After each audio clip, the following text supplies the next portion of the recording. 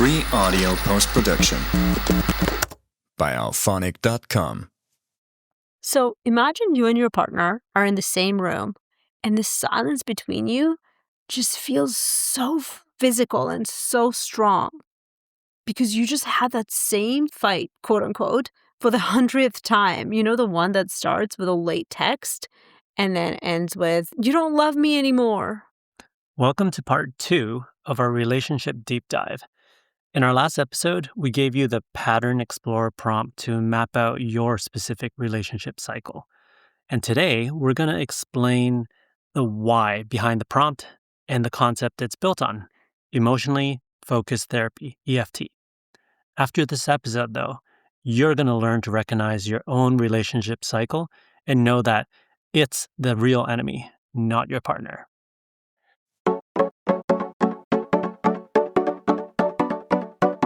This is the AI Therapy Podcast, where we discuss mindful use of AI for self-help. A consumer insights nerd and a techie are joined by a practicing psychologist to unpack when AI can be helpful, where it shouldn't be used, and best ways to interact with AI to get the support you need. AI Therapy Podcast, practical tools, real talk, and a mindful take on technology. Welcome back, everyone. If you haven't listened to episode 7 yet, I would highly recommend that you go back to that one first. In that episode, we walk you through our relationship pattern explorer prompt piece by piece. But if you're just joining us today for the first time, I'm sure you can still relate. Last time we mentioned that on average, couples wait 6 years of distress before they finally seek help. That is 6 years of having the same fight over and over and over again. The promising part, though, is that data shows that 70% of couples who use EFT, the concept on which our prompt is built, and the science of which we're covering today, they report real improvement, moving from constant state of anxiety to a state of stability. So let's start today's episode a little different. We will start with rapid fire. We've prepared 5 questions for Nate that we will run through really quickly. So these are the questions that people actually search for about relationship and relationship patterns. So Nate, we'll ask you the questions and you need to provide quick answers, which I know can be challenging. I will do my very best. Okay, amazing. All right, question number 1.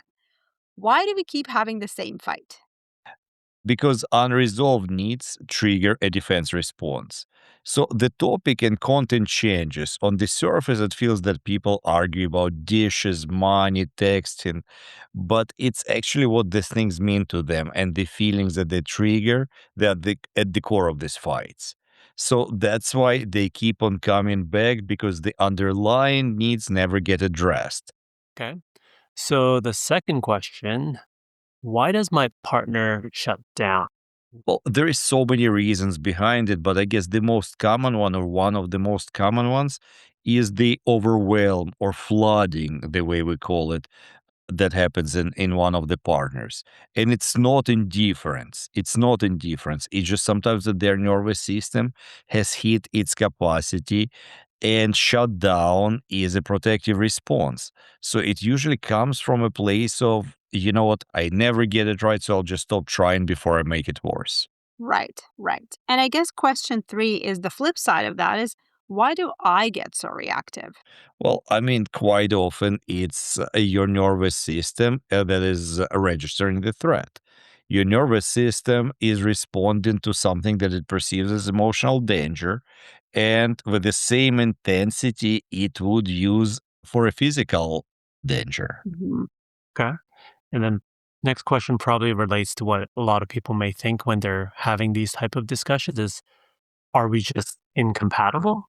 Often it's actually not about compatibility at all. What often looks like incompatibility is usually a needs mismatch. And this needs mismatch sometimes becomes entrenched in couples dynamic. So the way we approach it, and if you remember from a previous episode, we referred to it as pursuer and withdrawer. So pursuer withdrawer aren't incompatible. They are actually complementary systems that have gotten stuck. And the final question, can I fix my relationship on my own? You cannot fix relationship on your own. However, what you can do, and the modest goal of our prompt here, is to at least understand your part in this cycle and try to take ownership of your part. That can definitely contribute to, to some improvements in the relationship. Okay, that was fun. So, Nate, let's start at the foundation. As I mentioned before, our prompt is built on something called EFT, emotionally focused therapy. Can you walk us through what that is? And also, most importantly, why did you choose it for our prompt? Yeah, so as you said, EFT stands for emotionally focused therapy, and it was developed by Dr. Sue Johnson and Dr. Les Greenberg, starting, let's say, in mid 1980s. So Sue Johnson was a very prominent Canadian psychologist, and I was even lucky enough to give a seminar with her in Montreal on how to use EFT with same-sex couples. So now it's one of the most well-researched and effective approaches to couples therapy, widely used in the world. Let's say about 70, and that is what's impressive about it. That's what I like about it, that about 70 to 75% of couples who go through EFT tend to show improvements, quite often significant improvements, where they move from distressed to recovered status in their couples. And what's also good is that quite often the changes introduced by EFT are sustainable, they tend to last. Which is significant because a lot of other couple interventions show improvement quite often in the short term, but not long lasting changes. Okay, so you dabbled in terms of like how it shows improvements and it might be a little bit different than other approaches, but can you elaborate on that a little bit more in terms of what makes it different from other approaches as well? EFT starts from a very different premise. It says the problem isn't that you don't know how to communicate. The problem is that you don't feel safe enough to communicate what you really feel.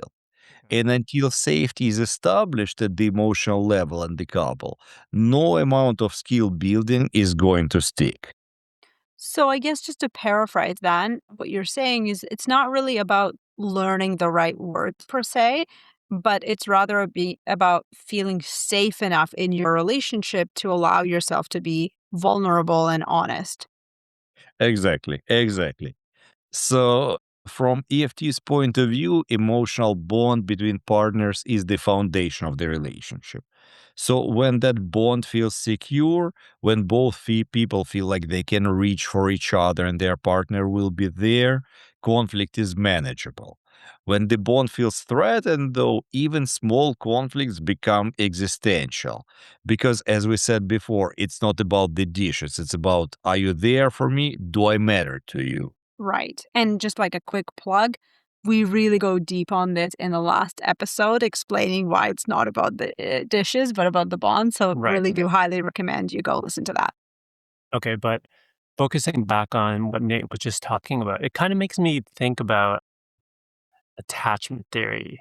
I'm guessing you guys, it's one of those mainstream words or phrases. I feel like most people have heard about it, but may not really know too much about it. So how does that tie into this? Well, Eric, you might actually be surprised how not mainstream it is. Mm. A lot of the couples and individuals that come to see me quite often never heard of attachment theory. And it's so brilliant and it's so foundational in understanding our relational dynamics that for a lot of folks it's very eye-opening. So for when it comes to EFT, that's the engine of the whole model. EFT is really grounded in attachment theory. Our need for close emotional bonds is hardwired individuals. Right. Okay. So I think this is interesting. When we discussed our prompt last week, you were very careful the about not using fixed labels from attachment theory. And we asked AI not to do that, right? So we asked AI not to categorize or label our partner as avoidant or anxious or whatnot. Why was that so intentional? It's very important because the attachment styles are not fixed. So, one of the biggest contributions of EFT research is showing that attachment tendencies can change. Specifically, they can change within the context of a relationship. So you're not born with an anxious attachment style and stuck there forever. You develop attachment strategies based on what you've experienced starting in early childhood. And then they translate themselves into adult relationships. So those strategies can shift when the relational context shifts. Right. So I guess it's more like, here is what I tend to do when I'm under stress rather than here is who I am forever. Exactly. So the prompt we built is very deliberate about this. As we discussed in last episode, it described tendencies, not types, and we ask it very explicitly to not label attachment styles and individuals within those attachment styles. Speaking about tendencies, can you walk us through some tendencies and what does it actually look like? Well, I mean, when attachment bond feels threatened, when we question if we are loved or valued by our partner, when we feel disconnected or uncertain about our partner's availability for us, we tend to respond in one of a few predictable ways. So some folks try to achieve relational safety by pursuing their partner. So they reach for connection. But quite often the problem is that it is perceived as criticism and nagging sometimes. Mm-hmm. And often it can play itself out as following their partner from room to room, bringing up the past, saying things like you never or you always are like this. Absolute terms like that, right? So in EFT, this is called pursuing. And under the surface, the pursuing partner is usually experiencing something like, you know what, I'm actually scared you don't care about me. I'm scared I don't matter to you. I need you to respond to me so I know we are okay. Okay, yeah, no, that definitely makes sense. And I'm just thinking back to our last episode where there was that conversation between Quinn messaging Alex and kind of like pursuing in that manner. And that was really Quinn's need for connection. Yeah, exactly, exactly. And on the other end of the spectrum, there are folks that move away from the threat to feel safer. They withdraw, they look for space, they go silent. And in EFT, this way of protecting yourself is called withdrawing. So, under the surface, the withdrawing partner is usually experiencing something like, you know what, I feel like I can never get it right. I'm never going to be good enough for you. So in that example that Eric brought up from the last episode, when Alex got home and got a cold treatment from Queen, he just withdrew by going to his room without engaging in further conversation. That's how he defended himself. Right. So I think what I'm taking away from here is that both people are in pain, both people are scared, but they're ultimately expressing it in two completely opposite ways. Mhm. And that's the tragedy of most of relationship distress that I see in my clinical work. So the problem is that when folks are stuck in their end of the cycle, they're so hurt that they can't see each other's pain because the way each one of them protects themselves is the exact thing that triggers the other. And in EFT, this is exactly what we call the cycle, what we've been using to describe this dynamic negative interaction cycle. And building on the prompt from our last episode, so once you map those moves, you can actually shift from blaming your partner and realize that this is really a predictable cycle, and that's ultimately the real enemy, not each other. Okay, so now that we've covered EFT and attachment theory, I want to talk about another aspect of the prompt, the primary and secondary emotions. And this was one of the core design elements in the prompt. So in EFT, we distinguish between secondary emotions and primary emotions. Secondary emotions are the ones that show up on the surface most readily in relational conflict. Anger, irritation, frustration, numbness, contempt, all the type of stuff. And don't get me wrong, they are real, they are valid, but they are usually not standalone feelings or emotions. They are usually a reaction to a deeper, more vulnerable feeling. So primary emotions are those deeper, more vulnerable feelings that are causing the secondary emotions. They are what's underneath. Things like fear, sadness, loneliness, shame. feeling inadequate, the terror of being abandoned or not mattering to your partner. So these are the emotions that are harder to access and that feel more dangerous to disclose to your partner when in conflict. And of course, sometimes even harder to recognize in yourself because it feels so threatening. Can we use maybe Alex and Quinn as an example? Let's go back to Queen. So when Alex doesn't text, he feels angry. So he thinks, you never think about me. I'm always last on your list.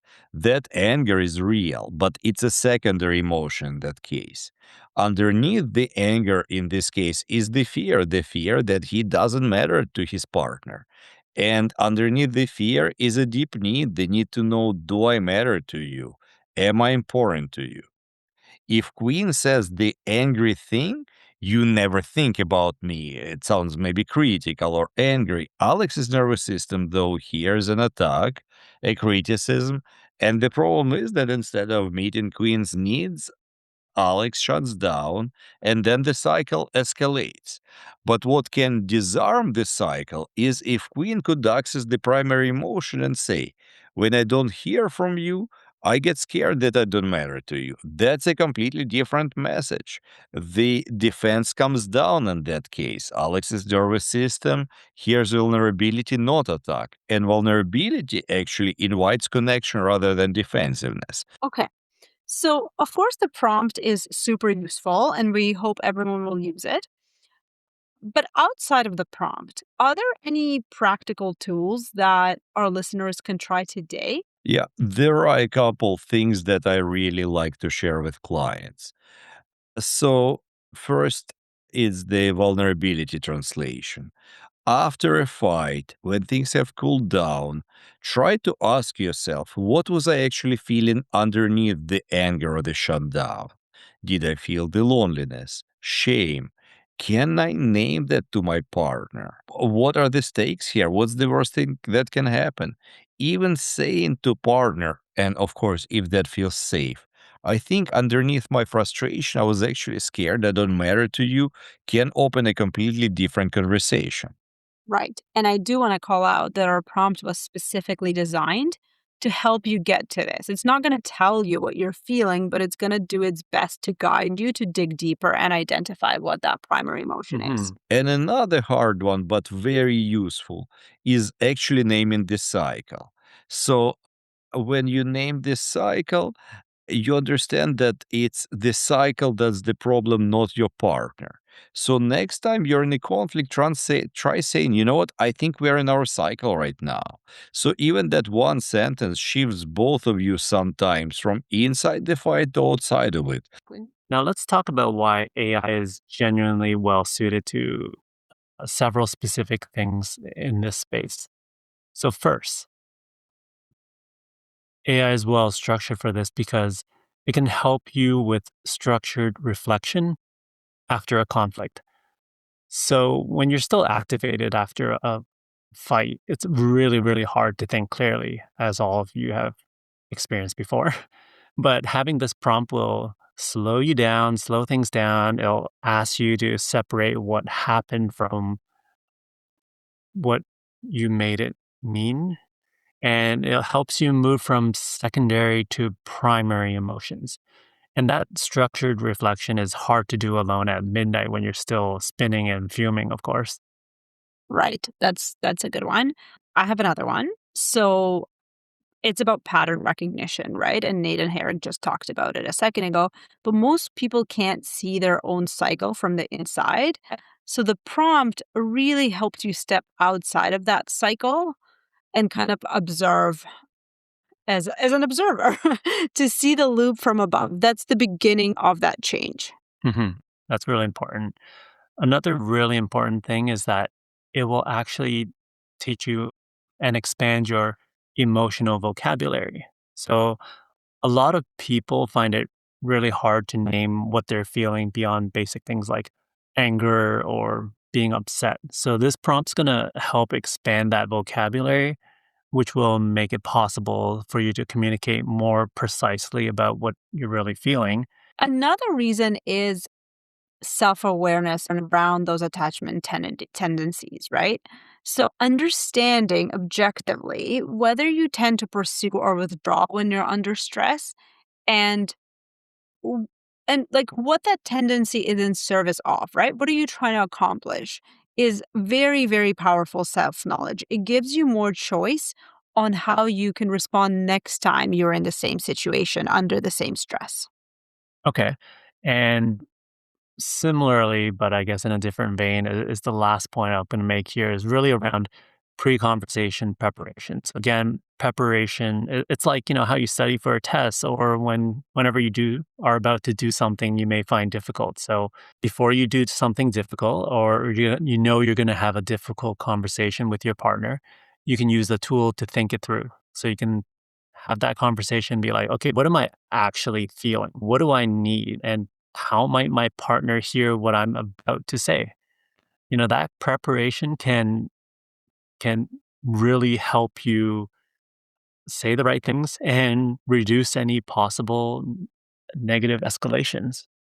I guess it's like having a calm, patient thinking partner at 11 p.m. when you're still spinning from a fight and, your actual partner is in another room and you can't really talk to them. Yeah. Okay, but Nate, we always want to be honest about the limits. Now that we've covered the benefits, where should AI not be used? This is really, really important. And we did put a lot of that in the prompt as well. So you will see all the instructions we give to AI about it not being used during the conflict. When two people are activated and escalate in real time, introducing AI into the dynamic can very possibly make things worse. So in that case, the situation needs a human, ideally a therapist. Wait, so you're meaning when I'm having a conversation, when I'm having an argument with my significant other, I shouldn't be like, hey, babe, wait a second. I'm going to whip out my iPhone or Android and get my bot to back me up here? Not a good idea. Exactly. That might not be helpful. Okay. And as we discussed in the last episode, for now, as far as we can tell, AI cannot do couples therapy. It just helps you understand your side of the story. AI can actually be quite unhelpful because it might be validating your part if not prompted properly and making your partner sound like a villain. And of course, and that we put a lot in the prompt too, because that's a very important part. AI should never be used when physical violence is present. In that case, you really need to seek professional help immediately. Do not rely on AI in that case. Right. And I guess that's a good place for us to wrap up. I think this was such a great discussion. Honestly, guys, I am so excited about this tool. It's free, so let's get it out to more people. And as always, do we want to do a quick roundtable with our highlights? Sounds good. All right. I'll go first. For me, it's actually my realization that my reactions when I'm in a conflict aren't random and they're not, really flaws per se. They're just my nervous system doing exactly what it learned to do. And once I know that and am able to see that, I can make a better choice the next time. Right. I guess for me, from this episode, is something that Nate actually said pretty early on. It's not about learning the right words, right? It's about feeling safe enough to be vulnerable. And that was a real aha moment for me. So, no amount of communication technique fixes a relationship where, both people feel emotionally unsafe. Exactly. So, yes, exactly. Relationship challenges are not communication problems. They are connection problems, and that's the key here. So the goal isn't to fight less. Of course, that's the desired outcome, but the goal is to feel safer with each other. And that starts with understanding what's actually happening beneath the words, beneath the obvious emotions. In either way, the fact that you listen to this episode and you're thinking about this, especially if it applies to your situation, that's what matters. That's already a first step. Thank you for listening, everyone. If this resonated, share it with someone who needs it. I'm sure we all do. The prompt is in the show notes, as always. And we'll see you in the next episode. Thanks for joining us today. Just a quick reminder before you go. Please remember this episode is educational and not a substitute for professional care. And listening does not create a therapist-client relationship. If you are in immediate danger or at risk of harming yourself or someone else, please call your local emergency number right away or contact a crisis line right now. All right, we'll see you in the next episode. Free audio post-production by alphonic.com.